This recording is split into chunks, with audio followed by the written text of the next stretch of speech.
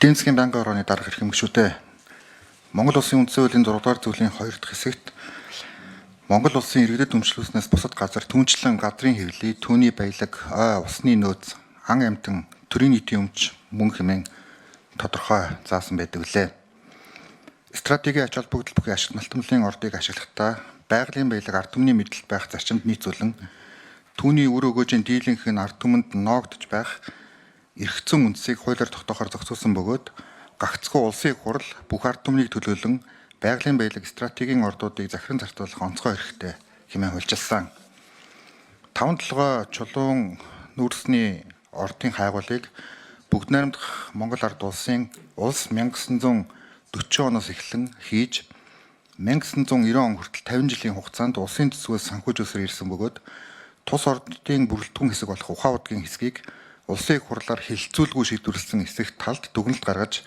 баримт бичгүүдийг нотлон шинжилж иргэдийн мэд хэрхийг хангах зорилгоор Монгол улсын үндсэн хуулийн 28 дугаар зүйлийн 2 дахь хэсэгт хуулийн биелэлтийг хангахтай холбоотой нийтийн ашиг сонирхлыг хүндсэн тодорхой асуудлаар улсын хурлын нийт гишүүний 4-1-ээс доошгүй хян шалгах төр хороо байгуулах санал тавьбал улсын хурал цөөнхийн төлөөллийг оролцуулан уг хороог байгуулна гэж заасныг үндслэн улсын хурлын нэр бүхий 33 гишүүн санаачлан энэхүү тогтоолын төслийг өргөн барьж хэлэлцүүлж байна. Хэн шалгах төр хорооноос 5-7 бүлэг ордод хамаарах тусгай зөвшөөрөлтөй талбайн ашиглалт Монгол улсын хууль тогтоомжид нийцэж байгаа эсэх холбогдох баримт бичиг үйл ажиллагаанд Монгол улсын их хурлын хяналт шалгалтын тухай хуулийн дагуу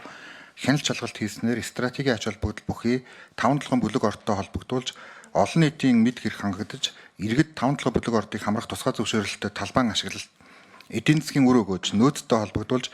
бодит мэдээлэлтэй болно хэмээн үзэж байна. Байнгын орооны дарга эрх эмгэгчүүдээ улсын хурлын 33 гишүүнээс санаачлан өргөн мэдүүлсэн хэн шалгах төр хороо байгуулах тухай улсын хурлын тогтоолын төслийг хэлэлцэн шийдвэрлэж өгөхийг хүсье. Баярлалаа.